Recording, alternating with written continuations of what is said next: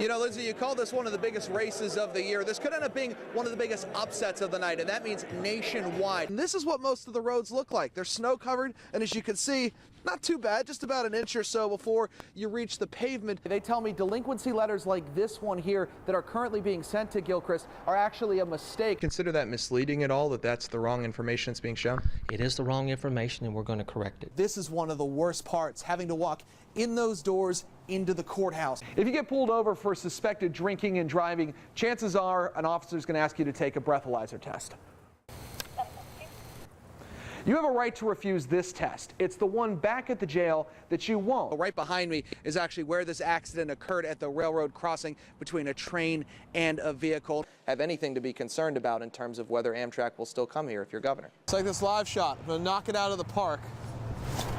It was angry and defiant at times, not really accepting the answers that law enforcement was offering as to what happened to Martise Johnson. Take a look behind me. As you can see, still a lot of trucks. I'm looking at just a portion of this lot right now. And this is why so much of the piping throughout town needed to be replaced. You're looking at a piece of the old piping. It definitely was a significant difference from what we saw back in 2008 to what we see now. It's not just that the voters changed their minds, though, in our area. It's really how far they went in the other direction. Believe it or not, this fight is over a post office box and whether that qualifies as a residence. Well, a judge has already ruled it. In this case, it doesn't. And according to several attorneys we spoke with today, this is something they've never seen before. For 30 years, Wendell Gilchrist called Bedford County home. But after getting divorced in the late 1980s, he packed up his life and moved to Florida while keeping a post office box in Roanoke. It's a plan that worked well until mid-2011. Roanoke City, for some reason, started taxing me for my vehicles, and I never lived in Roanoke City. The city sued Gilchrist, claiming he owed more than $6,000 in delinquent personal property taxes. What's running through your head when you see that they're saying that you owe them taxes in a place you've never lived? I told them they were wrong, but they said they had to collect the taxes. After hearing both sides nearly 3 years ago, a judge dismissed the case. Well, the city decided to appeal that decision, and this has sat untouched on the circuit court docket since December 2011. Gilchrist says he continued to receive notices from the city, including this one from a third party claiming legal action if he doesn't pay more than $650. We reached out to the city attorney's office, but they declined our interview request, citing that it's an ongoing legal case. As for Gilchrist, his motivation for coming forward is to warn other people who could face a similar situation. I'm afraid other people are being taxed on tax without representation. And this here is being showed real principle what they're trying to do to other people. Now, I was able to speak to the city attorney's office today. They tell me delinquency letters like this one here that are currently being sent to Gilchrist are actually a mistake, and as long as this case is ongoing, they will stop sending those. As for this case specifically, if the city doesn't ask for an appeal date for this hearing by next month, the judge can effectively dismiss it. That'll be up to the judge, though. Now, many of you at home may be wondering why the city is going through so much cost and time. We're talking 3 years at this point to continue with this case. Well, we filed a Freedom of Information Act request to find out that answer. We'll share it to you as soon as we find out the details.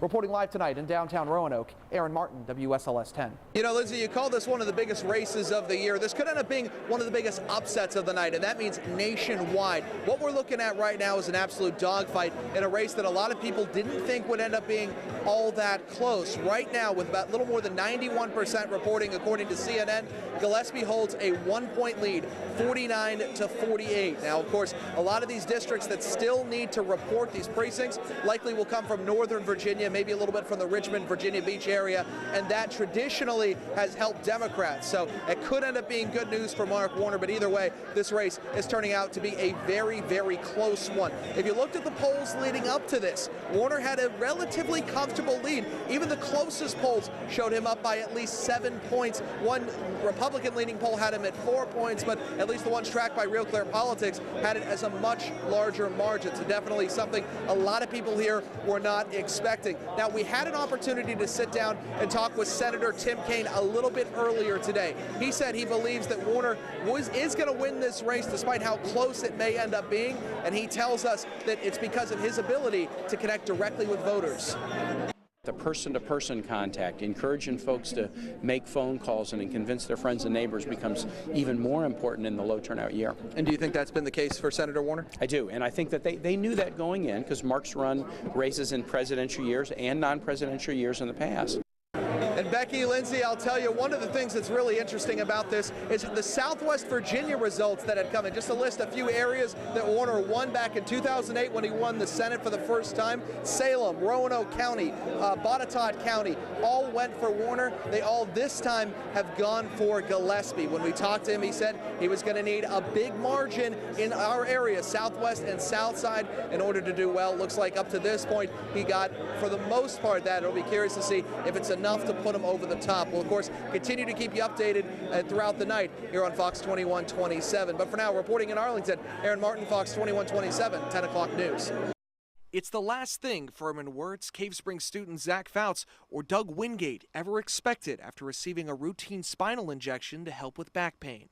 That simple shot proved to be contaminated, creating a fungal meningitis outbreak. It led to a long, painful battle for Wirtz and Fouts, but others weren't so lucky. According to the Center for Disease Control, 63 people nationwide died from fungal meningitis because of those contaminated shots, including Doug Wingate. Scott Sexton is the attorney representing Wingate's family in a $25 million lawsuit against the drugs manufacturer New England Compounding Center and Insight Imaging in Roanoke, which gave Wingate the contaminated shot.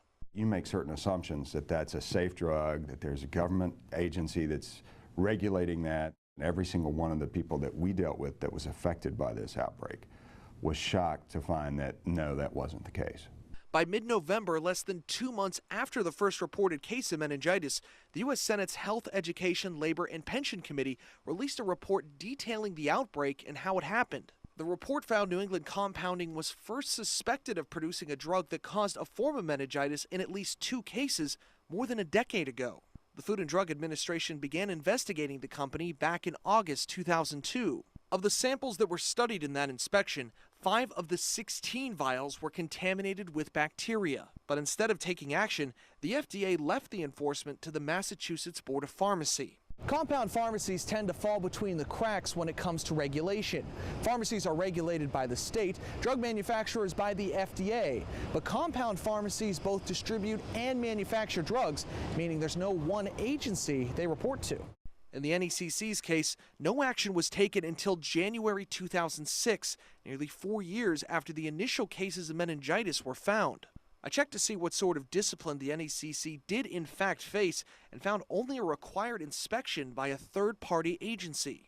The company was later warned again by the FDA, this time for selling compound drugs without a specific prescription and for selling misbranded drugs. According to the Senate report, the FDA then reasserted its authority to the NECC, saying the agency would take, quote, enforcement action, including seizures of the firm's products and/or injunction against the firm and its principals. But despite these warnings, the FDA did not take any action against the NECC until last fall's outbreak. I believe that the FDA didn't act the way that they could have acted. Salem Congressman Morgan Griffith believes there needs to be clarification on how compound pharmacy regulations are enforced. However, Griffith says the FDA did have the authority to act in this situation. I want to make sure that we create the right framework to make sure that this doesn't happen again.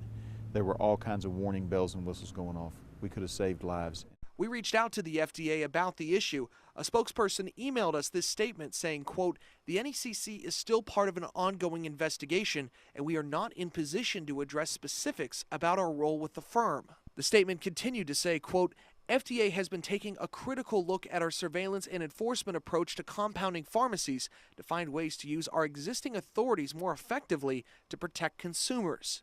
The agency also says the laws in place are not clear on how to regulate compound pharmacies. This has to get to 280. That takes another about 15 minutes. Welcome to the office of So Unique Candy Apples. Run out of her kitchen, owner Denitra Burker does much of the heavy lifting, but she's had some help along the way. Like from 8-year-old Zayana, the creative coordinator, who helped develop 2/3 of the 70 flavors. Looked on Google and I see some like at the circuits and stuff. Or 4-year-old Anaya. Libra candy apple. She's the social media expert responsible for putting the finished product on Instagram and Facebook. It's helped create a true family business with Mom and her 2 daughters. What's the reaction of people when they hear this? They don't believe me. They're like, oh my God, really, like kids can do this, but my goal is to show my kids you don't get anywhere for free. Through word of mouth and online, the business has tripled over the last 3 months. They now ship 200 decorated apples per week. I thought it was interesting because I'd never seen a chocolate dipped apple before. So I was like, oh, maybe I'll have some, I'll try one with chocolate on it, and hooked ever since. As you can see by the detail, a lot goes into making these candied apples unique and special. In fact, this shipment of 36 will be in Florida by tomorrow afternoon. And every step of the way, Zayana and Anaya are involved. Down the road, Denitra hopes to open a factory in Roanoke as the business grows and eventually hand it over to 2 of her best workers. This is why Mama's up all night working. This is what's going on. I want them to be a part of it, and I want them to be hands-on because they wanted the business. This wasn't really my idea. It was their idea. So they have to work, but they enjoy it. A partnership unlike any other. In Roanoke, Aaron Martin, WSLS 10.